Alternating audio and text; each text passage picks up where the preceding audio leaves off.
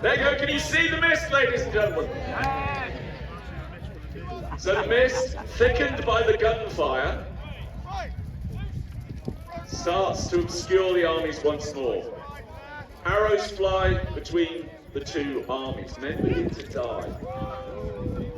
Now the arrows are an area denial tactic.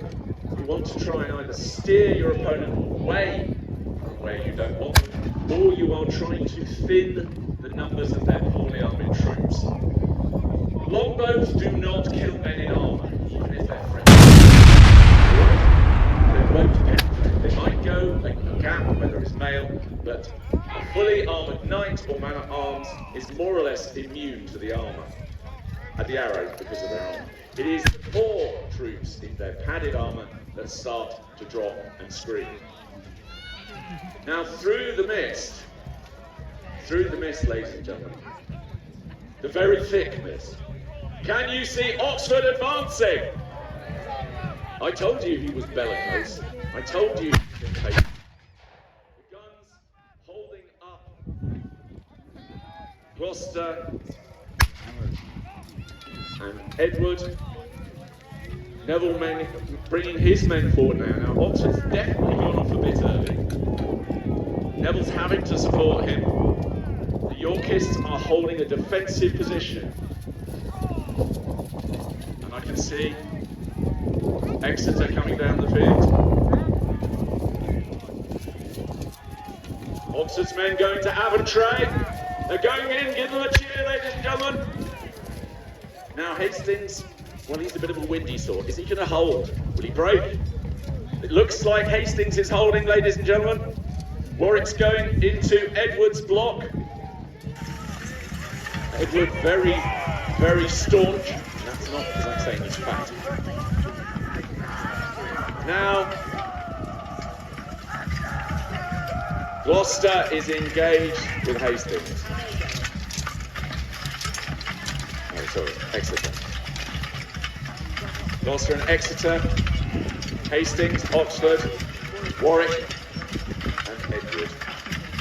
This first engagement really showing the viciousness of the first charge. Now Richard's taking heavy casualties throughout this, being on the vanguard as part of his job. Oxford perhaps has forestalled heavy losses by attacking.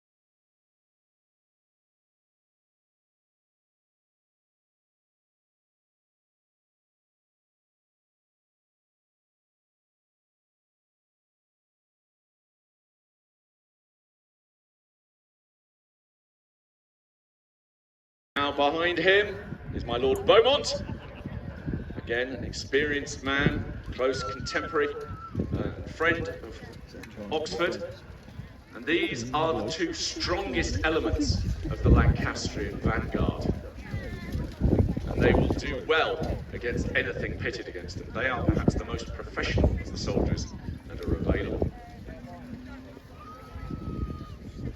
Now following on behind them, you can see the red and white, the ragged staff of Warwick, often seen on the opposing side to the first part of the army that came in, but at this moment working together, perhaps slightly too loosely. So there we have my Lord Warwick, my Lord Montague, his brother. Now Warwick is confident that his troops are fresher. Remember, Edward has had to march his troops through the night from London. So Warwick is quite confident with what he's doing. My Lord Exeter, Holland. Again, the Hollands are deeply connected to the royal family through Elizabeth of Lancaster. Lovely lady, married one of his forebearers, and so he brings his troops. So here we have forming up the vanguard, centre block and rear guard of Lancaster. Who is for Lancaster? Who is not for Lancaster? You're going to like the next bit.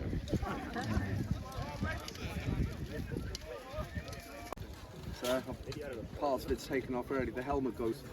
You can't get all this part of the armour off on your own. Somebody has to help you, because after a while, the legs or anything you can do yourself, but the shoulders and everything else you can't. So that's again how you can tell a common soldier if somebody is a knight or a man at arms, because they can't dress themselves. So the livery is important. Again, beat armour, you know, you see it, they go, boom, he's lost his leg. It never happens. Right, it cannot go through. So it's one of them. They would be disgusted by that's all right. That is a one-handed sword. Bring your hand further forward. That's it. Right to the cross guard. You can use it on horse, on foot. That's a back camp. It is a toy, really. Yeah. If you're a knight, you normally have this. And a man at arms would have it as well. So that's a short one. That's a coffee pen. No, you're right. Thank you. You might have a number of riders, but it's only a few. Has anybody ever been to a horse race? Yeah, right. Have you been to a steeplechase or anything like that? And you're like 20 horses on the corner, and you could feel the entire ground move. Now imagine that 200 or 2,000 horses moving, all at the same time. That field, with everything, by here, everything be shaking, because of the, you know, it's a ton of horse. So there's 2,000 horses, that's 2,000 tons moving. It's an awful sword back in the other hand. I'll demonstrate. Yeah, you're all right. You got it on your hand. I do need it. So you're going to be, I'm sorry, you're going to be addicted. Do I need to take my hat off? Ah, no, I'll take it off. Try not to damage it, don't you? So you're okay. No, that's light. That's quite a light one. So the best ones are always made the right way. It's the same for me. So that's what you're looking at. Alright? So Not peasant, is it? no, then I do that. So you block it. Because what you do is put your sword up to block, and I take your stomach out. If you're not wearing arm. But again, if you are, you aim for the gaps. That's where you would aim. On someone, if I can get go like this, I can get close. Remember, on a sword, everything is a weapon. Right? It's not just the blade. It's just quillings. Get close. I'm one of them. Through the eye. Or have you heard of the? Anybody have heard of pummeling or know of it? Pummeling. Pummeling. Heard of it? Anybody? Pummeling means to get beaten. That's a pummel. So pummeling comes from there. Oh, everything is. If you need to, you can turn this into an axe. You've got it fine like that. There you go. You've got whap coming down. So everything is. Remember, knives, when you're gripping them, they would be being gloves or anything else. Don't really cut. That's what cuts. So as long as you're holding on to it, it will cut.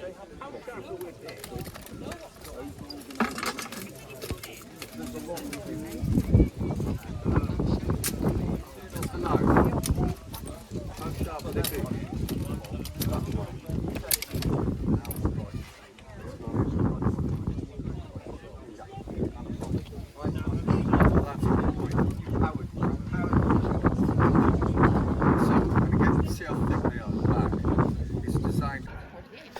Hello, and here we have fashion 1485, starting with the peasants in boxer shorts and going down the line. You gradually get better and better until you reach the end where they have Lord and Lady Norfolk in all their finery. Gold embroidery, imported silks. Nails will run along the ground to mind me. The nails will run along the ground to flush the prey out for the female to catch. A very clever social way of hunting. You're going to give us a demonstration. Come on, boy. Come on. This way. No, you did that yesterday. Come on, we'll try them again. But back in medieval day, there's a hierarchy of who could fly what. Come on, up. Thank you. You could always fly something lower in your status, but nothing above. Right, give us a demonstration now. This way. Come on, boy. Give us a run. Here it is. Come on. Come on. Come on. Come on. There we go. Come on. Come on. When he's walking, that's hardly a run. When he's walking on the ground like that, does it remind you of anything? Dinosaur. Birds of prey are raptors.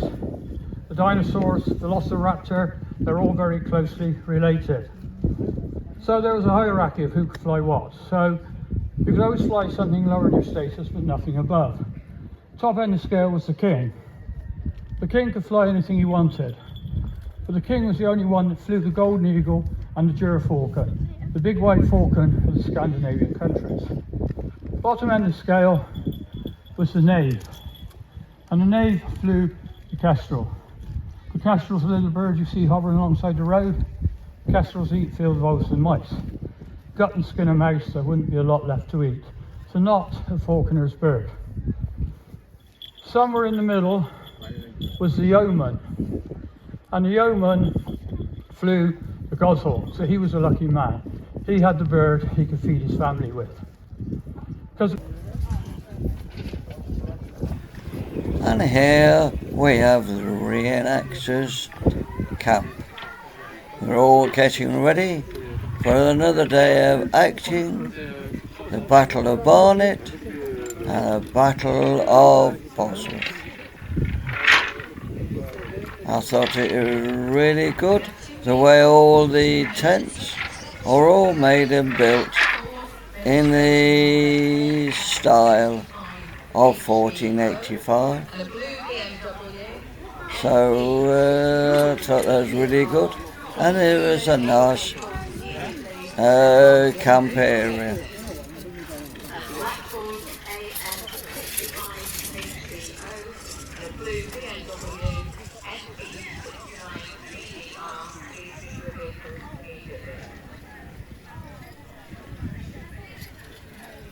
We're just discussing the tactics for the day.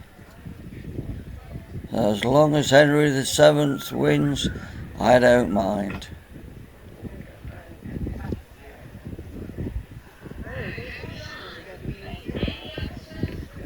Here we are, just getting some food and drink for the day before they start the big job of putting all their armour on and getting ready.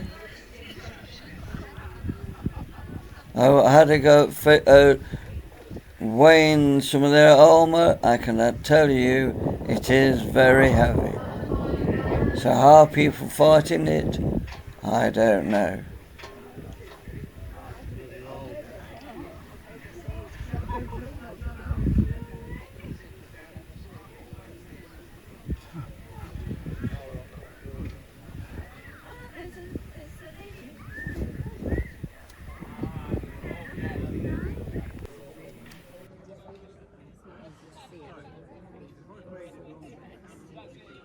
Effectively, that stitch is halfway the stitch of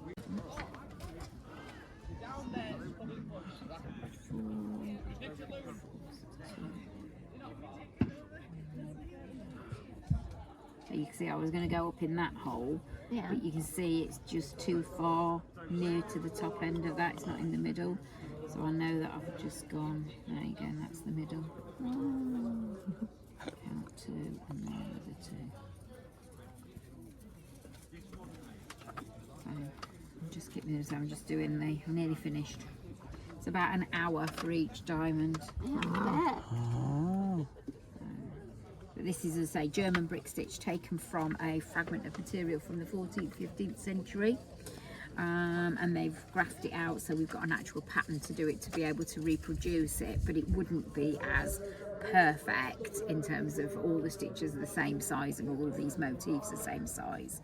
They would have marked the outside line out and then marked the diamonds out, and then they would have done the motifs in and then filled in the gaps. But they would have done it so that, because this was the original was done on 56 count linen. So that's 56 threads per inch, whereas this is about 32. So that's why you've got the holes. The other one would be finer than this. So you couldn't really count the holes on that one. In fact, that one's probably thicker.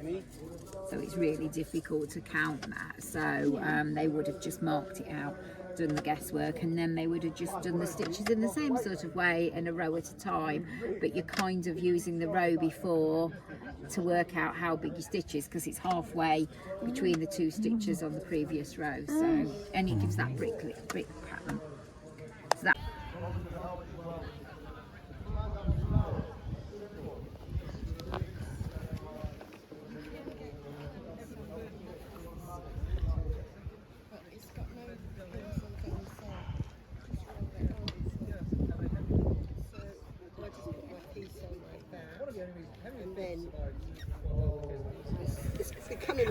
So, all I ask now is that you give us a like. There we go.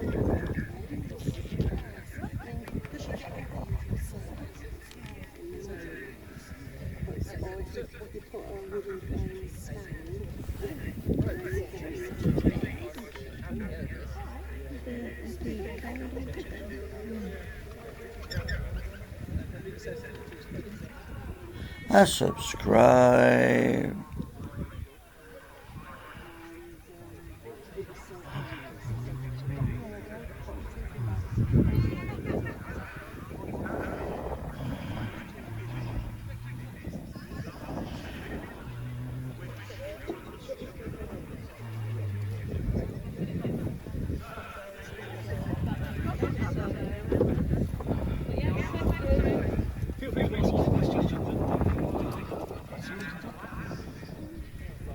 I presume you like that one on fire. You do, yes.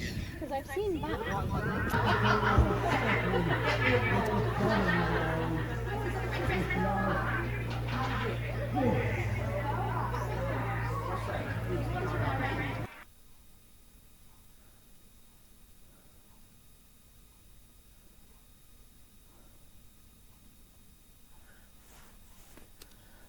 And also comment about anything about this video or about the day at Bosworth Festival.